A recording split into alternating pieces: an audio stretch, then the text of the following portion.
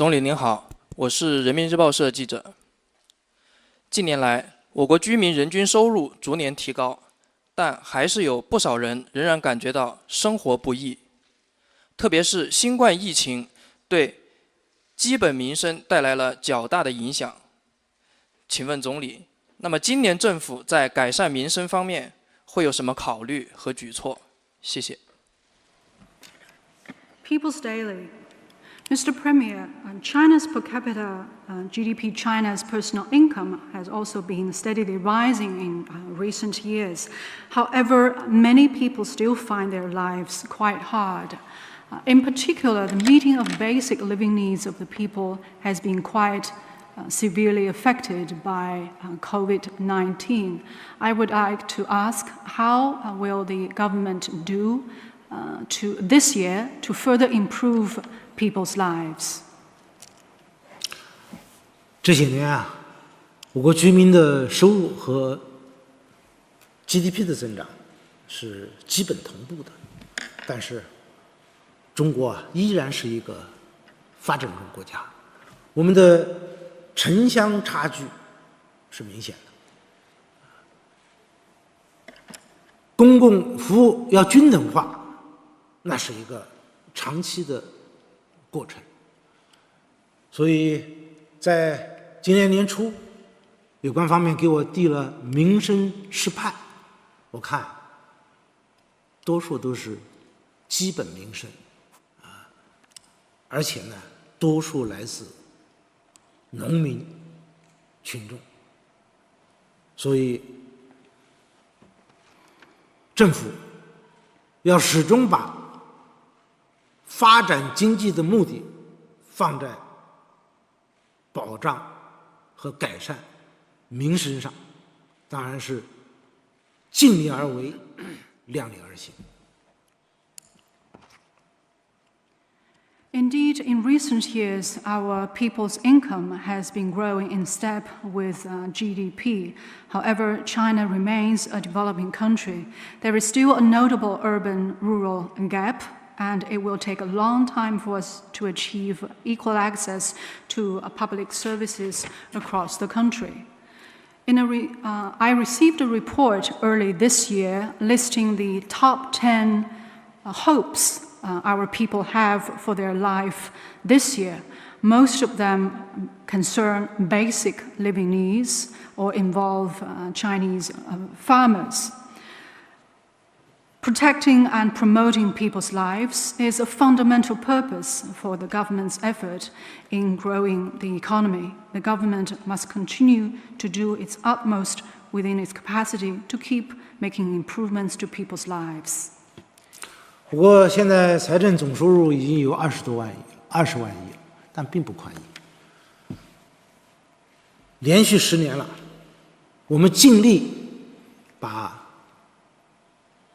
财政给义务教育的支出不低于4%，这是很不容易的，而且主要是面向义务教育，面向农村，因为我们农村的户籍人口现在还有7.6亿，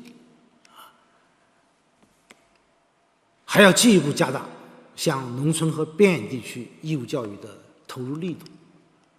另一方面，我们已经建立了普及面向14亿人的，可以说世界上最大的基本医保网，但是水平并不高。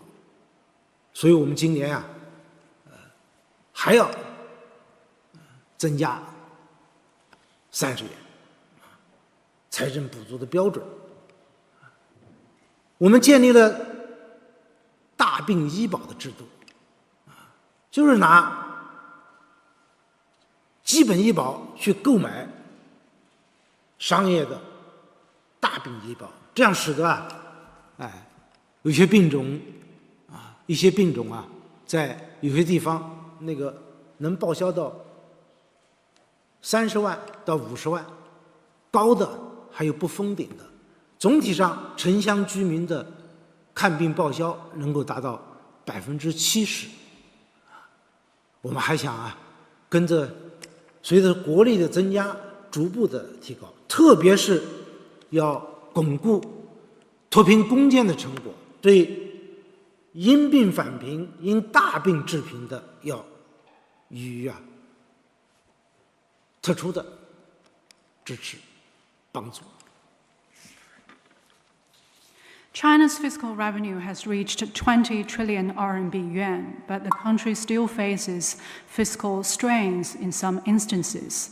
However, we have ensured that government spending on education has stayed above 4% of GDP for 10 consecutive years. This is by no means easy.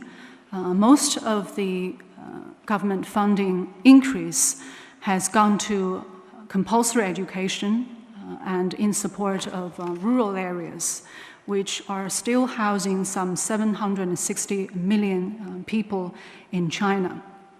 We will ensure that more government funds will be channeled to support compulsory education in rural and remote areas. We have established in China the world's largest medical insurance system, covering some 1.4 billion people. However, the benefits are still quite modest at the moment.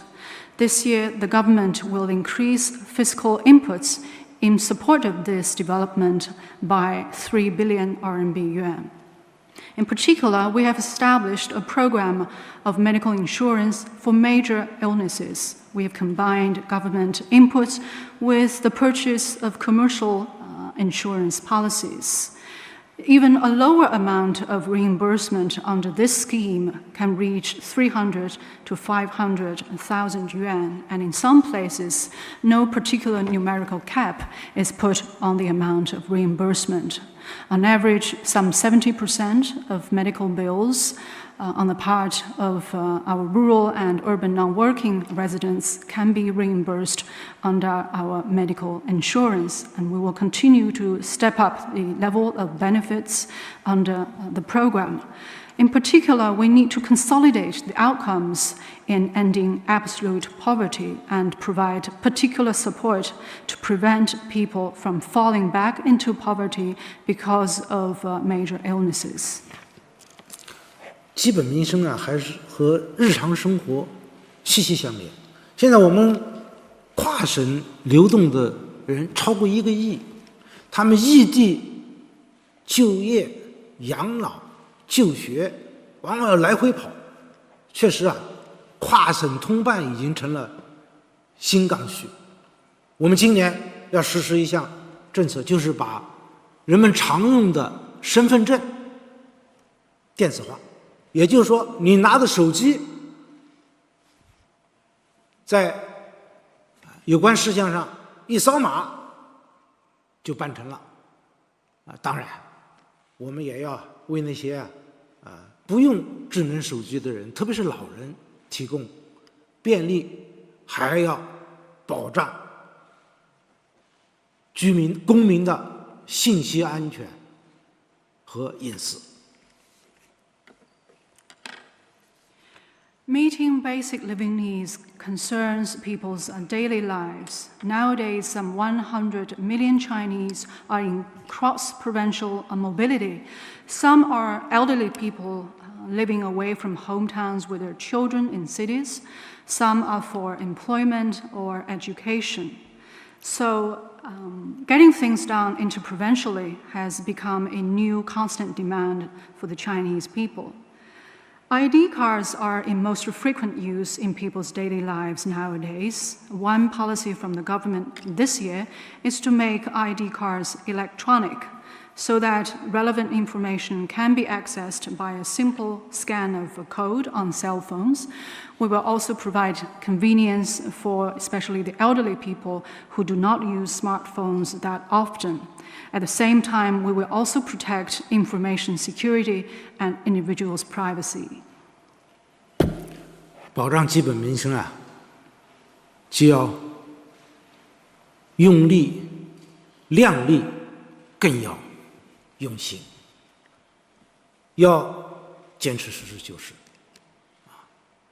让事实说话，要倾听人民群众的呼声要求。其实民生问题啊，联系着民情、民意，甚至是民心。政府的职责就是要顺应民心，让人民排忧解难，让人民过好日子。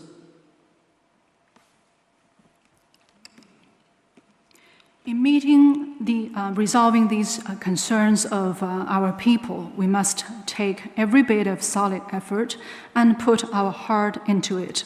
We must be fully aware of the situation on the ground and always heed the people's call, because these issues bear on how our people live, the public opinion, and even popular support. It is the responsibility of the government to always follow the aspirations of the people, help them resolve concerns and difficulties, and enable them to lead a better life.